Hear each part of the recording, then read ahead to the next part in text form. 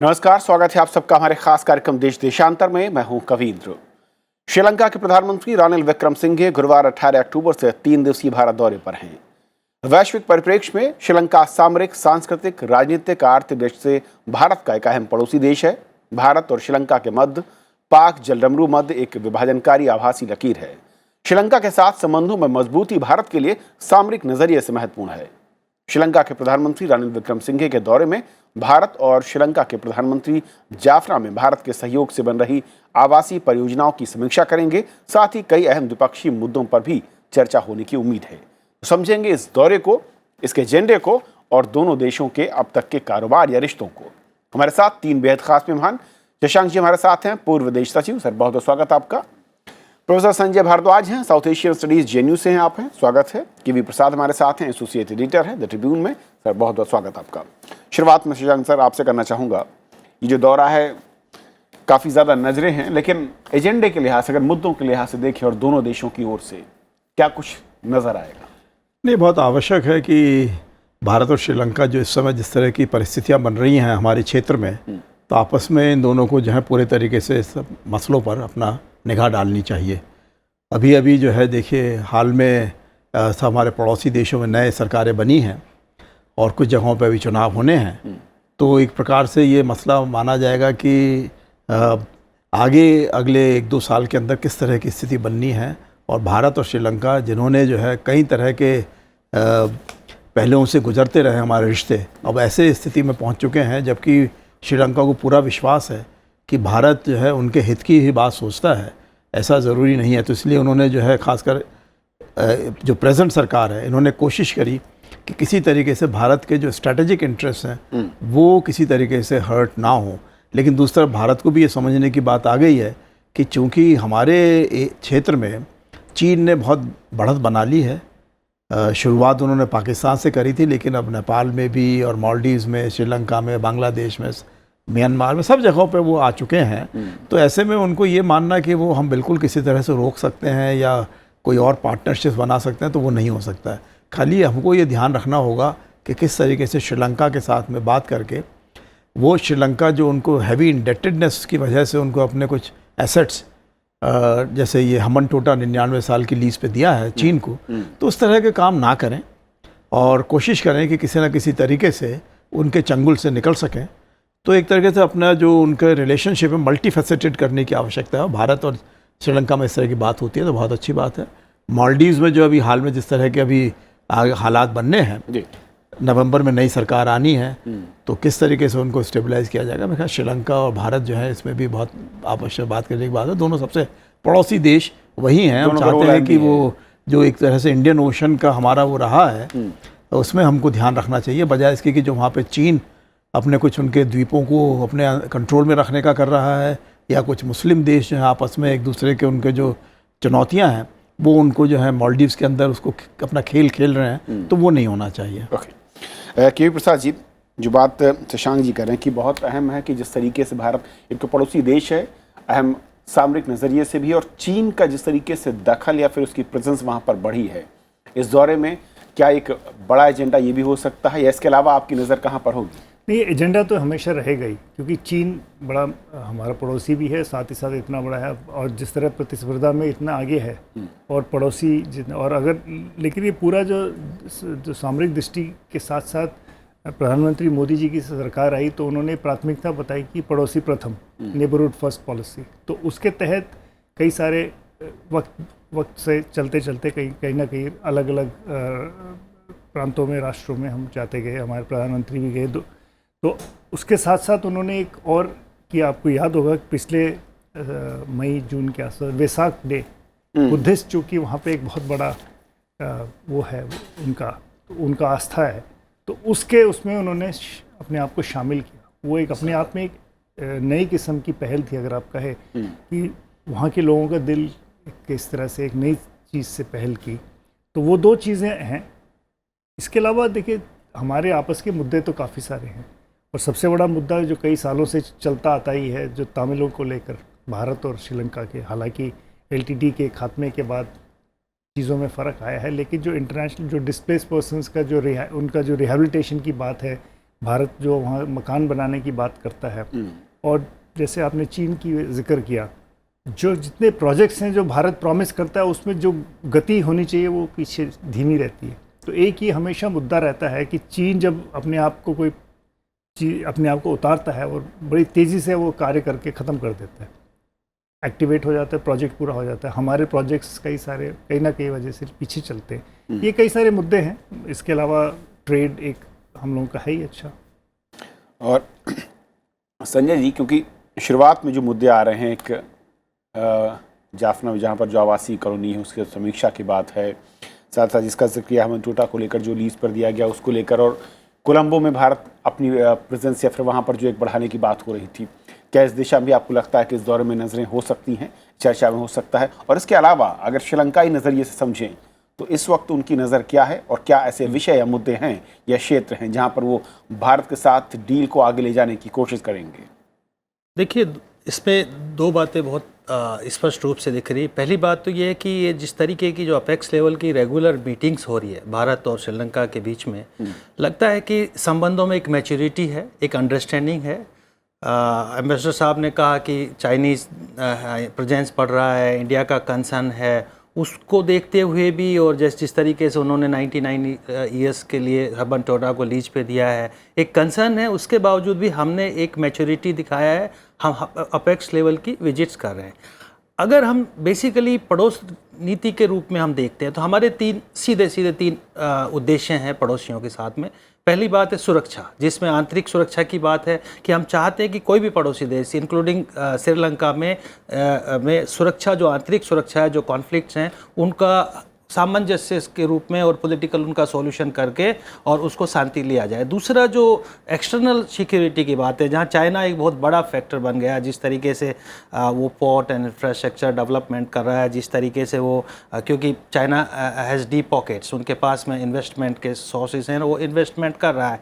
लेकिन उसी के साथ साथ उनका सामरिक रवैया भी कई बार देखने को मिलता है कि चाइनीज़ पनडुब्बी वहाँ पर दिखती है, राजपाक्सा के टाइम में दिखी, लेकिन सिरिसेना ने उनको अनुमति नहीं दिया इस तरीके का। तो एक कंसर्न है कि जो एक्सटर्नल सिक्योरिटी थ्रेट्स हैं, जो एक्स्ट्रा रीजनल पावर्स हैं, जो इंडियन ओशन में डोमिनेट करना चाहती है, अपनी प्रेजेंस बनाना चाहती है, तो पहला जो उद्देश्य है उसमें मुझे लग रहा है कहीं ना कहीं श्रीलंका और भारत एक तरीके की एक अंडरस्टैंडिंग डेवलप कर पाया है। दूसरा जो आपने मुद्दा उठाया है कि हम चाहते हैं इकोनॉमिक डेवलपमेंट, और एक बात और मैं कहना चाहता हूँ यहाँ पे सिक्योरिटी के बारे में कि एडमिरल एल्फ्रेड ने कहा था कि जो हिंद महासागर को डोमिनेट करता है वो एशिया को डोमिनेट करता है, और उसमें चाइना बहुत कुछ हद तक हिंद महासागर में जो इन्वेस्टमेंट कर रहा है एक संकेत है कि वो एशिया को डोमिनेट करना चाहता है। लेकिन जो दूसरा पॉलिसी ऑब्जेक्टिव में कर इकोनॉमिक डेवलपमेंट, भारत चाहता है कि हम तो प्रॉस्पर हों, हम तो अपनी आर्थिक गति को बढ़ाएं, साथ ही साथ जो पड़ोसी देशों में भी आर्थिक विकास, और उसी में हम बेसिकली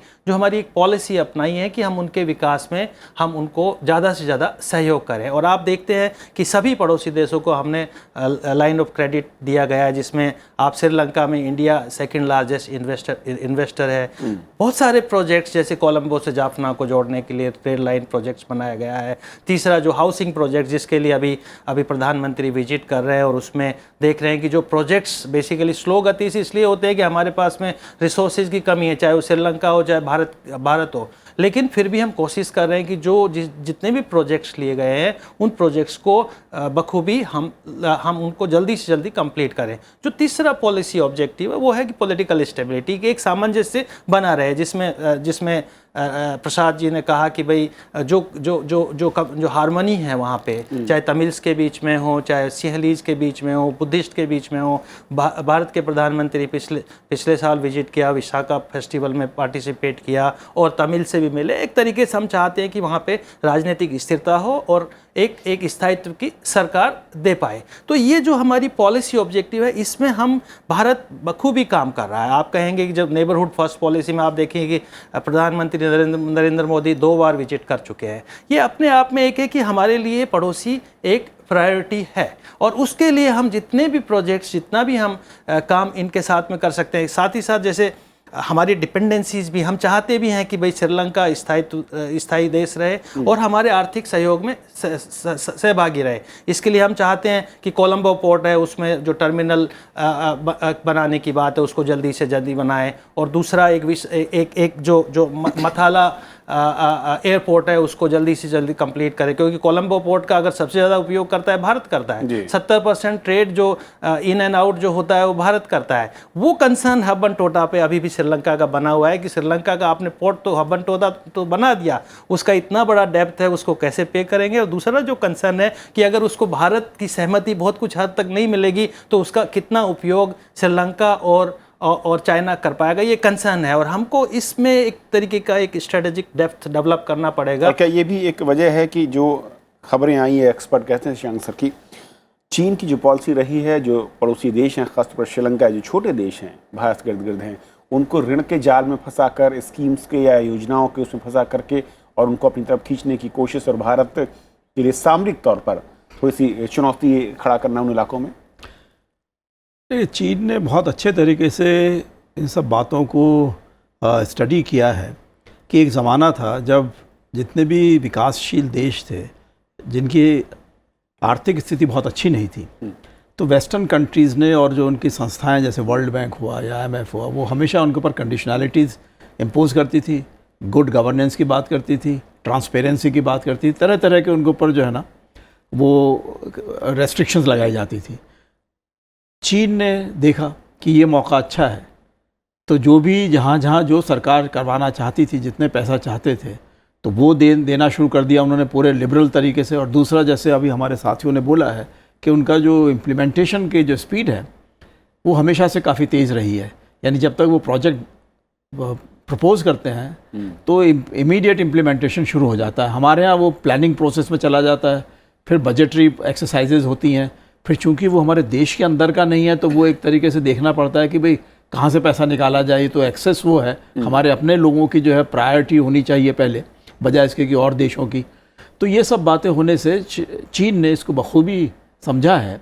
और चीन का हमारे साथ तो खैर है ही जो कंपटीशन एशिया के अंदर होना चाहिए कि दो बड़े उभरती हुई आर्थिक शक्तियाँ हैं, लेकिन सबसे बड़ा कंपटीशन उनका इस समय है अमेरिका से, क्योंकि वो जानते हैं कि अगर उनको जो है अगले 20-25 साल में दुनिया की सबसे नंबर 1 ताकत बन जाना है, चाहे स्पेस का क्षेत्र हो, साइबर का क्षेत्र हो, कहीं भी किसी भी उसमें हो, तो इसलिए वो बिलियंस ऑफ डॉलर्स की बात करते हैं। हर साल $60 बिलियन तो अफ्रीका को दे देते हैं। जी। लैटिन अमेरिका को $150 बिलियन दे दिया उन्होंने।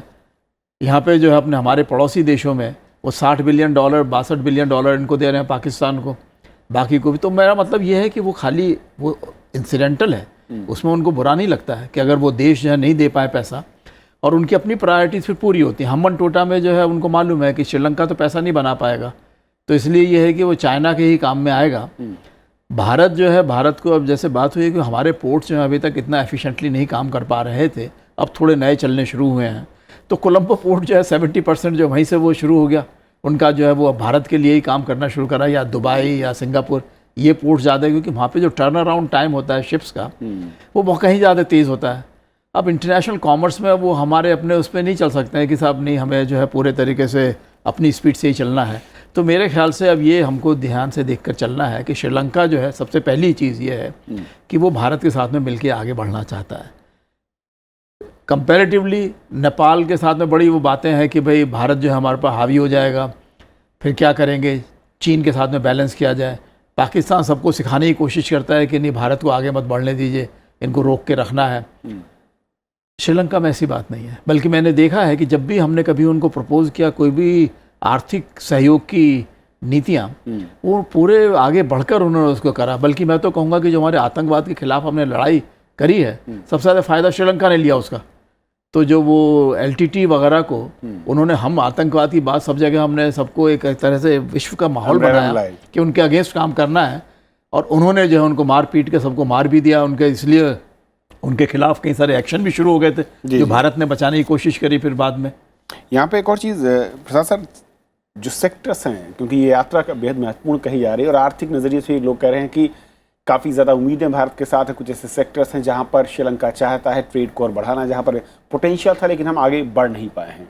ऐसे कौन से सेक्टर आपको लगता है और श्रीलंका की उम्मीद फिर क्या है उस पर? नहीं, देखिए ट्रेड तो काफ़ी व्यापक है और भारत की तरफ से भी काफ़ी निवेश है वहाँ पे। भारत की कई निजी कंपनियाँ वहाँ पे कर रही है और श्रीलंका भी की कुछ एक दो कंपनियाँ हैं जो यहाँ पे भारत में उसने निवेश किया हुआ है। शायद विशाखापट्टनम में एक गारमेंट फैक्ट्री है वगैरह, इस तरह की चीज़ें हैं। निवेश के अलावा वाणिज्य तो जैसे भी आई थिंक अगर सार्क के हिसाब से देखा जाए तो सेकेंड लार्जेस्ट इस वक्त श्रीलंका के साथ है ही। और चूँकि पड़ोसी राज्य है, एक तरह से पड़ोसी मुल्क है और काफ़ी नज़दीक है तमिलनाडु पोर्ट से, तो वो एक आपको एक ब्रिज बड़ा आसान से बन जाता है वहाँ से। और जैसे अभी दोनों हमारे वक्ताओं ने बोला कि 70% भारत का जो अगर ट्रेड है वो कोलंबो पोर्ट हम ही इस्तेमाल कर रहे हैं, भारत इस्तेमाल कर रहा है, तो वो अपने आप में दर्शाता है कि किस तरह व्यापक हो सकता है। इसमें कई सारे सेक्टर्स हैं जो जिसमें कि हेल्थ, एजुकेशन, ये एक 2-3 चीज़ सेक्टर्स हैं जहाँ पे काफ़ी काम हो चुका है और हो सकता है, क्योंकि जहाँ जहाँ पॉपुलेशन के हिसाब से देखा जाए ये ऐसे सेक्टर हैं जहाँ कभी जितना मर्जी पैसा लगाइए उसमें चलता जाएगा। और चूंकि रिकंस्ट्रक्शन के बाद अभी तो आपने मकान बना के देने की बात की, 50,000 मकान वो बोले और 10,000 बाद में अलग, तो 60,000 मकान की बात है। तो जब आप इंफ्रास्ट्रक्चर डेवलप करेंगे तो उसके साथ साथ कई चीज़ें और देनी होंगी जो रोज़मर्रा की ज़िंदगी जो मुहैया करानी वो तो करानी। तो फैक्टर्स तो मतलब वो तो तलाशते रहें तो आप नई चीज़ें निकलती रहेंगी।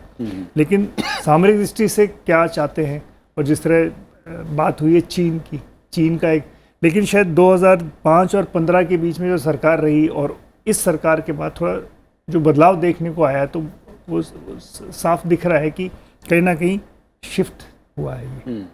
तो ये एक फैक्टर, क्योंकि ये मैं इसी पर आना चाह रहा था कि जो अंदरूनी हालात हैं और जो मूड उस वक्त में कहूँ और जिस वक्त सरकार है, और कहा जा रहा है बिल्कुल जो कहा सर ने बताया हमें कि इससे पहले जो सरकार थी उसका टिल थोड़ा सा चाइना की तरफ दिखता था, या फिर जो दूसरे अवसरवादी मौके रहे उसका उन्होंने फ़ायदा उठाने की पूरी कोशिश की।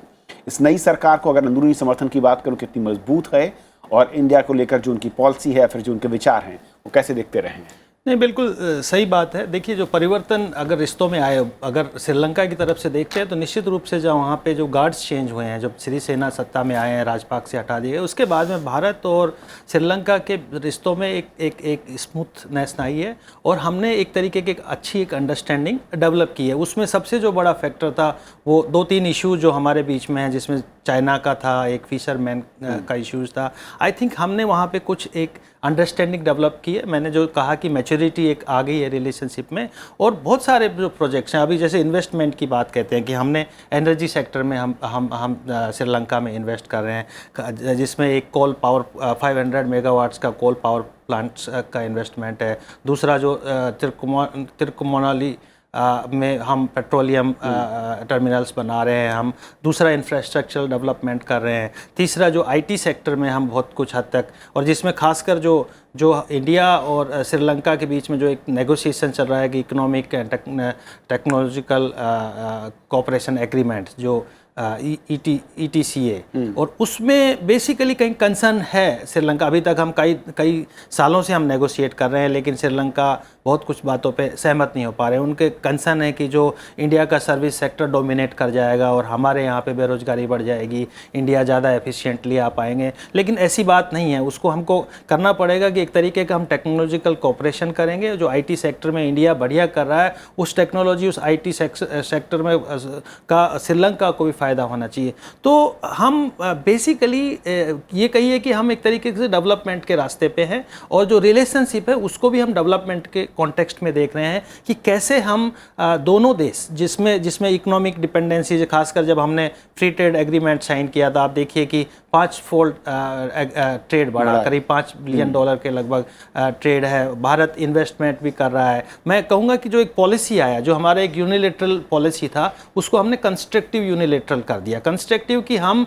आपके डेवलपमेंट में सहयोग करेंगे, लाइन ऑफ क्रेडिट देंगे, आपको ग्रांट भी देंगे, और आप अगर आपकी ज़रूरत होगी, जैसे कि पिछले बार बाढ़ आई श्रीलंका में, हम तुरंत पहुंच गए वहाँ पे, हमने रिलीफ कार्य किया, श्रीलंका से ज़्यादा हम एक्टिवली काम किया। और एक तरीके से हमने जो रिलेशनशिप, दूसरी बात आई है कि हमने नॉन रेसिप्रोसिटी बेस्ड रिलेशंस बना दिया कि हम बहुत ज़्यादा पड़ोसी देशों से हम बहुत ज़्यादा अपेक्षा नहीं करते, लेकिन हम आपके विकास में हम आपके साथ रहेंगे। और उसके लिए हम बिम्स जो अगर कहेंगे कि एक मल्टीलेटरलिज्म ऑल्सो हमने डेवलप किया है, कि बायलैटरलिज्म, एक तरीके का कॉन्फिडेंस बनाने की कोशिश की जा रही है पड़ोसी देशों में, इसका जो बड़ा महत्वपूर्ण जो कारण है जो हम डिस्कस कर रहे हैं कि जो बढ़ता हुआ चाइनीज इन्फ्लुएंस और बढ़ती हुई चाइनीज जो दखल है दक्षिणी एशिया में, जो हम उसको कैसे देखेंगे कि भाई एंगेज कर रहा है कि एनसर्किल कर रहा है, उसको हम कैसे निपटें, इसके लिए आई थिंक जो पिछले जो कुछ सालों से हम बहुत बखूबी काम कर रहे हैं और पड़ोसियों को प्रायोरिटी दे रहे हैं और ये कंस्ट्रक्टिव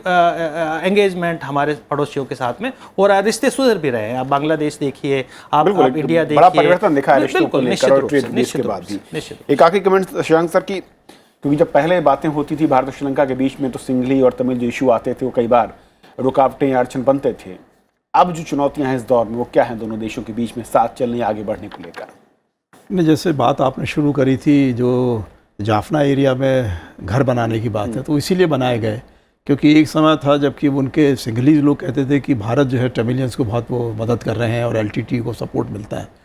उसके बाद में एलटीटी ने कंप्लेन करा और बल्कि ये कि साहब आप जो हमको मदद नहीं दे रहे हैं उनको मदद दे रहे हैं। और फिर आपको मालूम है कि हमारे प्रधानमंत्री जी के राजीव गांधी जो थे जब चुनाव के लिए रैली कर रहे थे तो उनके वो असैसिनेशन किया गया। तो एक प्रकार से रिश्ते जो हैं अंदरूनी हालात के रिश्ते वो भारत में और श्रीलंका में ऐसे जुड़ गए थे, बहुत ही जटिल हो गए थे। उन सब से निकल कर अब हम ऐसे आए हैं कि हम चाहते हैं कि श्रीलंका में पूरे तरीके से सामंजस्य बना रहे और वो सब लोग मिलजुल कर आगे बढ़ते रहें इसी प्रकार से। और क्योंकि पहले उनके यहाँ ये था कि वो कहते थे कि तमिल जो अच्छे पढ़े लिखे लोग हैं सर्विस सेक्टर में सबसे ज़्यादा स्ट्रॉन्ग वही हैं। इसी तरह मैन्युफैक्चरिंग में वो कहते थे साहब हमारे जो टेक्सटाइल में जो है वो सबसे आगे निकले हुए हैं, रबर के क्षेत्र में और कई क्षेत्रों में बहुत तेज़ी से आगे बढ़ गए थे। तो हमारे जो पड़ोसी क्षेत्र थे, तमिलनाडु हुआ या केरला हुआ, वो कहते नहीं आप इनको नहीं, आप कुछ भी दे सकते हैं, नहीं तो ये हमारे को कम्पीट करते हैं, हमारा सारा सेक्टर छीन के ले जाते हैं। तो अब हमारे को ये बात करनी होगी कि किसी तरीके से जो है जो सब रीजनल कोऑपरेशन भी आगे बढ़े। बिम्स्टेक में तो बात अभी हुई है कि उसको हम आगे जो है तरह से, एक तो चीफ्स के आपस में सिक्योरिटी रिलेटेड जो हमको दिक्कतें आती हैं उनको मिलजुल के आगे बढ़ाएं। तो मेरे ख्याल से, और ये श्रीलंका को भी मालूम है कि अब जो और देश हैं, चाहे मलेशिया है, चाहे बांग्लादेश है, चाहे और जितने जहाँ कहीं भी देश हैं, वो सब के सब देख रहे हैं कि जो चाइना के उनके वो हैं उनके इन्वेस्टमेंट्स, उनको दोबारा से देखा जाए। पाकिस्तान तक में ये बात चल रही है कि किस तरीके से चीन को थोड़ा सा रोका जाए, नहीं तो हर जगह उनका सबका नाम जो है खराब हो रहा है। रिव्यू कर रहे हैं इस पॉलिसी को जो चीन के साथ खड़े हुए थे। बहुत बहुत शुक्रिया आप तीनों मेहमानों का हमारे साथ इस अहम चर्चा में शामिल होने के लिए। और अब बात आप दर्शकों की राय की। हमने कार्यक्रम दिखाया था एशिया यूरोप शिखर वार्ता को लेकर। सिद्धांत मिश्रा लिखते हैं कि एशिया यूरोप शिखर वार्ता भारत के लिए एक ऐसा मंच है जहां वो अपनी नीतियों के जरिए एशिया यूरोप को अपनी ओर आकर्षित कर सकता है। व्यापार पर्यटन के क्षेत्र में भारतीय शिखर वार्ता के जरिए आर्थिक संकट को भी कम कर सकता है। कुलदीप सिंह साहू लिखते हैं कि एशिया यूरोप शिखर वार्ता के जरिए भारत के पास एशिया का नेतृत्व करने का अवसर है और इस मंच के जरिए भारत और यूरोप के बीच विभिन्न क्षेत्रों में सहयोग और बढ़ना चाहिए। तो आप दर्शक अपनी राय, सुझाव, आलोचना यूं लिखते रहिए, कार्यक्रम में शामिल करेंगे और हमारे सभी कार्यक्रम आप YouTube पर देख सकते हैं। फिलहाल आज इतना ही। नमस्कार।